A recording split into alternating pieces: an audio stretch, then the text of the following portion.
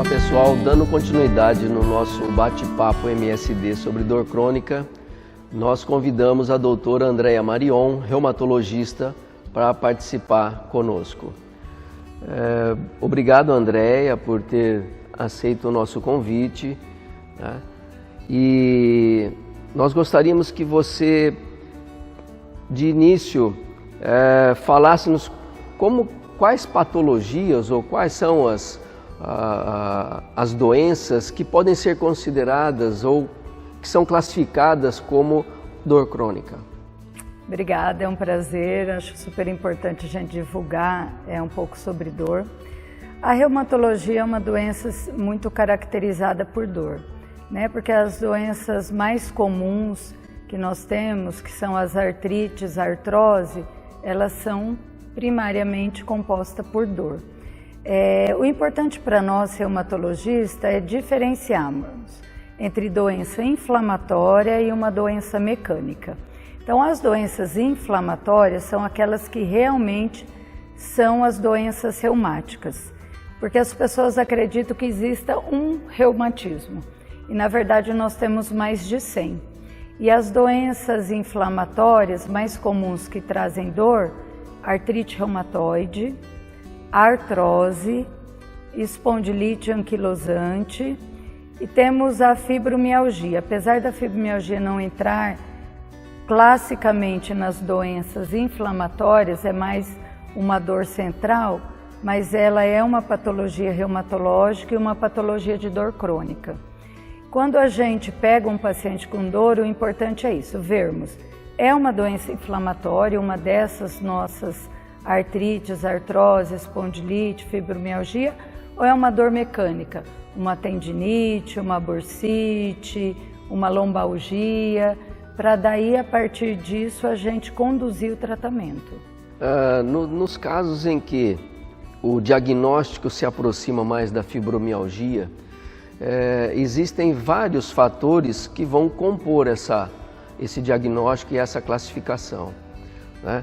O que está mais evidente nesses pacientes com essa, hoje dito como uma síndrome fibromiálgica? A fibromialgia é uma doença bem complexa, né? Ela é uma doença com primariamente dor, mas a gente vê o paciente com várias queixas, a fadiga, o cansaço, a insônia, alterações de humor, irritabilidade, muitos têm ansiedade, sintomas depressivos. O importante da fibromialgia também é a gente diagnosticar corretamente, porque muita gente é diagnosticado como fibromialgia e não é. Fibromialgia é um diagnóstico de exclusão. Primariamente você tem que fazer essa investigação de doenças inflamatórias, hipotireoidismo, síndrome do climatério, uma tendinite, uma bursite, uma hérnia de disco, um túnel do carpo. É muito comum as doenças também se sobreporem. Então, às vezes a gente recebe paciente, por exemplo, com túnel do carpo, que tem formigamento, perda de força nas mãos e fibromialgia. Aí eles comentam, doutora, eu teria que operar, não vou operar porque eu tenho a fibromialgia. Nós temos que lembrar que a fibromialgia, se você tiver uma outra patologia trazendo uma dor aguda, se você não tirar essa causa, que é um gatilho, você não consegue trabalhar essa dor crônica generalizada. Então, o importante é, a partir daí, você falar, não, você tem que operar seu túnel do carpo, você tem que operar a sua hérnia de disco, você tem que resolver outros quadros agudos de gatilho, os quadros emocionais, aí entra o tratamento com as psicólogas também, para que você realmente tenha uma fibromialgia pura, onde você possa intervir. E o paciente que tem dor crônica, ele apresenta um perfil diferenciado? Cada pessoa é de um jeito? A maneira como você aborda o problema, ela muda de acordo com cada tipo de pessoa? Quando você pega um paciente de dor crônica, fibromiálgica, uma tendinite, às vezes você não tem aquele quadro de fibromialgia, mas você tem uma dor miofascial crônica. Você depende muito mais da fisioterapia, às vezes da psicóloga, de vários outros fatores para você ter a melhora. Então, é muito importante você ver quais os tipos de paciente com as suas patologias para essa abordagem. O paciente da artrite tem e deve fazer atividade física, como o da artrose também. Mas o paciente de tendinite, de bursite, de fibromialgia, de hérnia de disco, se não fizer, não melhora. Então, a abordagem acaba sendo bem diferente. E os pacientes, eles apresentam alguma resistência quando você comenta sobre toda essa interação que tem que ter, essa integração de vários profissionais? Sim, porque assim, a gente tem que entender que com essa vida corrida que a gente tem, em primeiro lugar, parece complexo e falta tempo. Em segundo lugar, o que aconteceu muito, a gente vê as pessoas perderam um pouco o crédito na fisioterapia. Então as pessoas às vezes vêm, mas eu já fiz 30 sessões, 50 sessões e não melhorei. Falei, mas o que você fez nessa fisioterapia? Você melhorou? Choquinho. Falo, você não vai melhorar mesmo. Então você tem que convencer, você tem que mostrar que uma fisioterapia bem feita, que um tratamento psicológico bem feito faz diferença. E muitas vezes as pessoas não têm acesso, não conhecem. Então é toda uma educação que a gente tem que fazer para que o paciente se convença de que isso é necessário. Conseguem dar prioridade para esse foco. Você acha que o paciente, quando ele procura um tratamento para dor crônica, ele está sempre buscando, primeiramente, a medicação? Que Sim. É uma resistência a isso de buscar, por exemplo, como você disse, que tem determinadas patologias que não melhora se não tiver a prática de atividade física. Isso para eles já fala, não, então vou ter que fazer. Bastante gente é resistente ao exercício e justamente sim, a gente tem que ver a fase que você precisa de um fisioterapeuta e a fase que você precisa de um educador físico na manutenção. É difícil esse entendimento inicialmente e a gente precisa convencer de que é isso que trata. Sempre o remédio, teoricamente, é mais fácil, né? Porque você toma e resolve.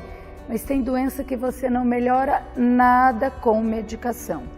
E dor é uma coisa hoje em dia. Claro que se a gente pegar um grupo de pessoas é muito mais fácil você achar pessoas com dor mecânica do que com dor inflamatória. Então a gente pega muito mais pacientes que vai melhorar com um exercício, uma fisioterapia, do que propriamente com a medicação. Em alguns casos, por exemplo, a fibromialgia, a dor miofascial crônica, a gente sabe daquela sensibilização central da dor. Então, o medicamento ele é importante porque o que a gente faz ao longo de meses ou anos? Que é outra coisa que as pessoas... Mas o remédio não vai melhorar daqui uma semana? Não vai. Então, as pessoas têm que entender que a gente precisa dessa dessensibilização central da dor. Junto com isso, fazer esse trabalho no músculo, na fáscia, para que a longo prazo a dor melhore. E às vezes o que a gente percebe um pouco aqui na clínica é que as pessoas não querem enfrentar de frente o problema, né? Às vezes acha que só com o remédio, dependendo, claro, da patologia que ela tem, só o remédio vai ajudar a tirar a dor dela. E não, depende muito dela, né? Das ações dela não ficar sem fazer exercício, ela procurar um trabalho psicológico também que está influenciando na dor. Então, que às vezes a gente vê assim, a pessoa não tenta ela mesma buscar a melhora, sempre joga para o remédio. Estou com uma dor, não vou me movimentar, não vou fazer uma outra coisa, eu vou buscar o remédio. Na verdade, quando a pessoa é obrigada a parar, parece que daí a dor fica pior ainda, né? Isso, então, daí eu falo assim, ninguém quer que fique sentada no sofá, porque é péssimo, tanto para as tendinites, como para artrite, para artrose, espondilite. Essas doenças nossas, a rigidez matinal, ela é muito importante. Então, assim, qual é o horário que os pacientes têm mais dor? De manhã. Por quê? Fica a noite em repouso. Então, a gente tem que entender, assim, que não é para ficar parado, mas é para escolher o que você pode e não pode fazer. E o problema maior que eu comento no consultório, eu falo, nós não temos a desculpa de que não fomos orientados a fazer atividade física. A gente sabe, desde que pelo menos éramos adolescentes, da importância do exercício.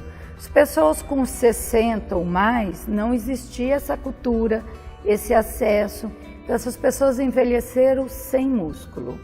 Você ganhar músculo depois dessa idade é muito complicado, mas sempre há tempo. Já que você não vai fazer um exercício para ganhar músculo, você faz um exercício para melhorar a sua dor e seu alongamento, né? Mas essas pessoas sofrem mais, porque elas envelheceram sem músculo. Você tem que manter pelo menos a mobilidade. A mobilidade, o equilíbrio, a propriocepção. Eu comento muito, osteoporose. A osteoporose não dói. Eu mando todo mundo fazer exercício, de preferência musculação. Ou pilates, alguma coisa que... Mas por que eu falo? Primeiro, o músculo protege o osso. Segundo, se você tem uma musculatura melhor, uma propriocepção melhor, você não cai. Então, se você trabalha isso e são exercícios... Ai, doutora, mas eu vou na academia, eu tenho vergonha, tenho aluno... Eu falo, gente, hoje em dia tem horários para todas as idades, academias e fisioterapias para todos os perfis de paciente. Você tem que achar aonde você se encaixa. Mas, por exemplo, prevenir queda no paciente com osteoporose é super importante. Nós sabemos que o trabalho com o paciente de dor crônica, ele é no mínimo por alguns meses, se não alguns anos.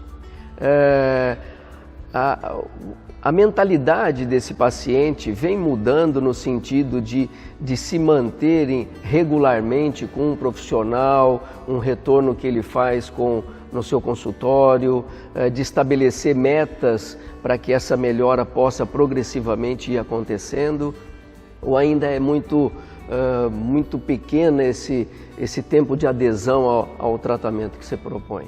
Eu acho que assim, depois que você oferece um tratamento e ele tem acesso a um tratamento que surja, que tenha resultado, ele mantém.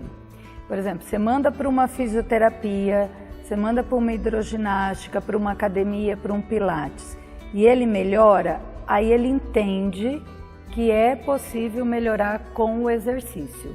Aí ele mantém.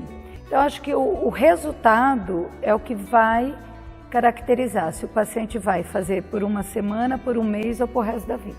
É a qualidade do que você oferece para ele.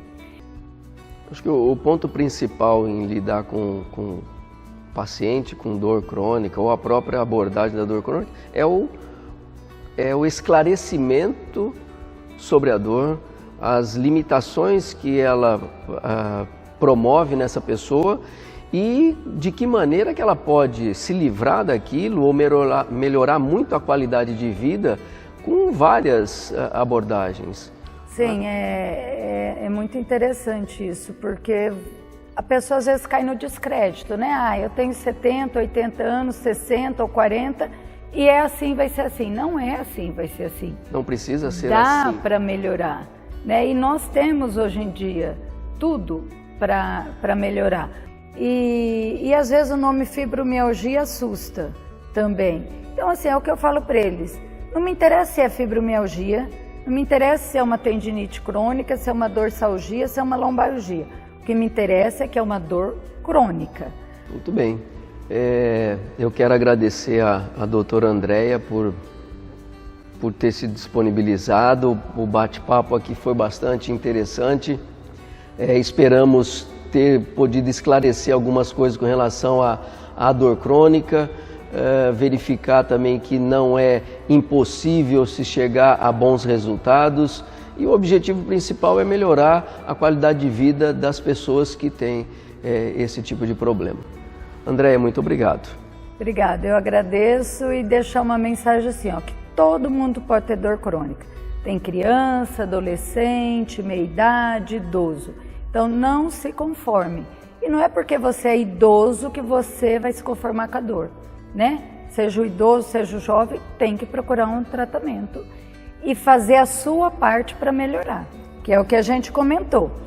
Eles oferecem um trabalho fisioterápico, a gente oferece a psicóloga, a nutricionista, mas o paciente é a chave de tudo isso dar certo.